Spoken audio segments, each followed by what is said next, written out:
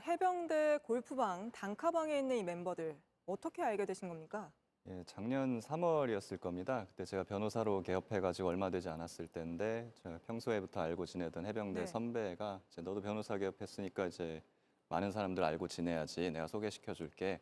이리 와라 해서 그래서 포항에서 열린 해병대 상륙작전 참관 행사에 제가 가게 됐습니다. 이제 거기에 갔더니 그때 이제 이종호 전 대표하고 이제 다른 이제 해병대 출신 사업가 뭐 분들이 계셨고 그때 그분들을 처음 만나게 됐습니다.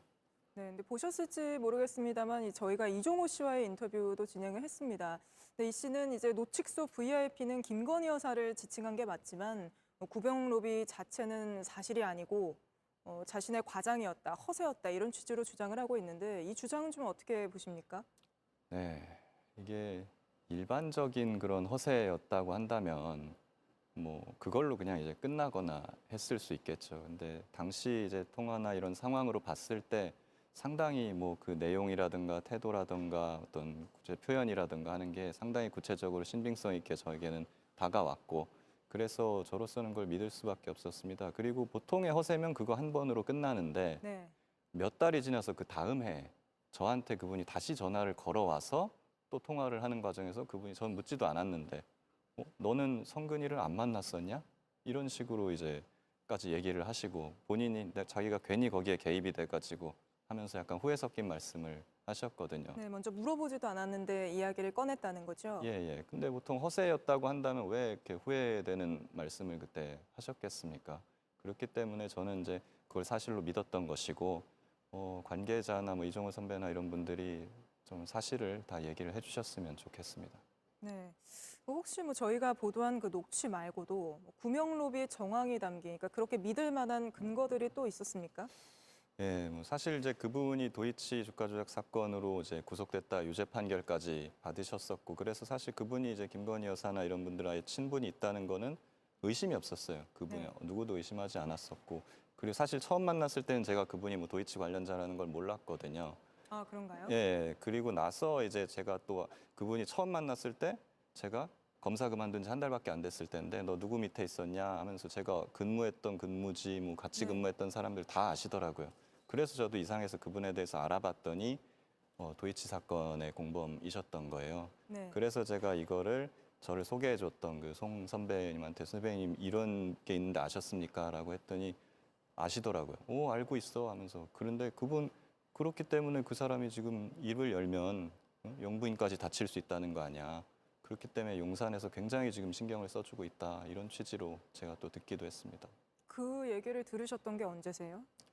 그 처음 만나고 얼마 지나지 않았을 때 예, 지난해 최상병 순직 사건이 있기 전 훨씬 이야기. 전이죠. 예.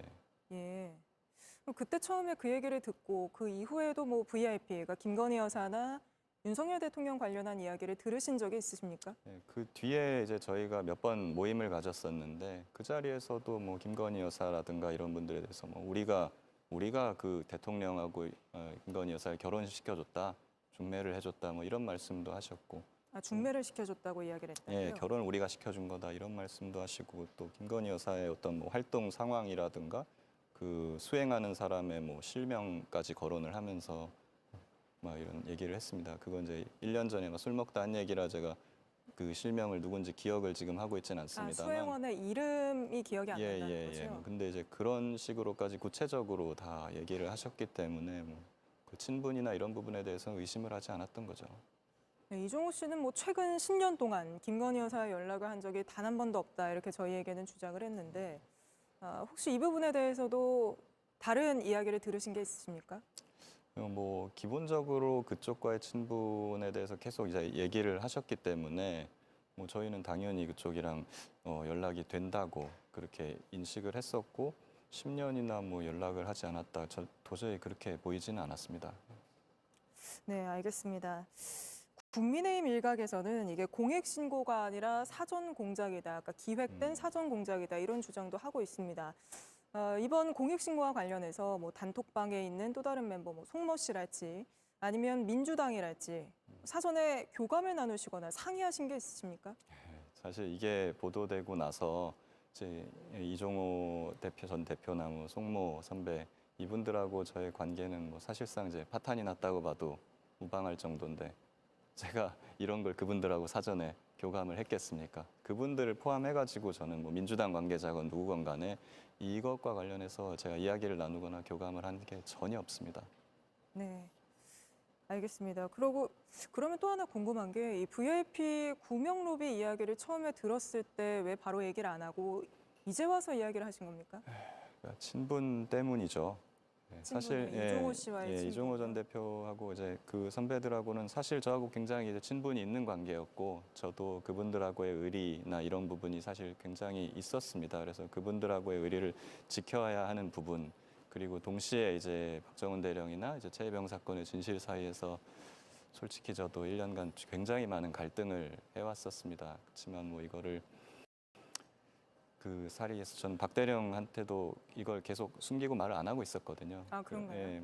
그러면서 저도 스스로 좀 굉장히 괴로움이 있었고 그렇지만 그리고 개인적으로는 또 특검이 빨리 되고 수사가 진척되면서 자연스럽게 이런 게 밝혀질 거라고 저는 생각을 또 했었습니다. 근데 이제 수사가 제대로 되지를 않고 또 특검도 계속 무산되고 이렇게 되면서 이제 1년이 다 돼 가는데 진상이 밝혀지지 않는 이런 상황 때문에 굉장히 저는 괴로웠고 그래서 더 이상 이제 최혜병 유가족분들과 박정훈 대령을 외면하기가 어려웠습니다. 그래서 이제 어렵게 이제서 와서야 용기를 내게 된 것입니다. 이제 너무 이렇게 늦게 밝히게 된 거에 대해서 최혜병과 유가족분들과 박정훈 대령께 죄송합니다. 네, 지금 저희 보도도 많이 해드렸지만 이 녹취 관련해서 또 공수처에 전부 또 제출을 하셨죠. 예, 다 제출했습니다. 조사는 어느 정도 받으셨습니까? 제출하고 얼마 안 있어가지고 출석을 해서 제가 한 10시간 정도 조사를 다 받고 자료도 원본을 다 제출했습니다.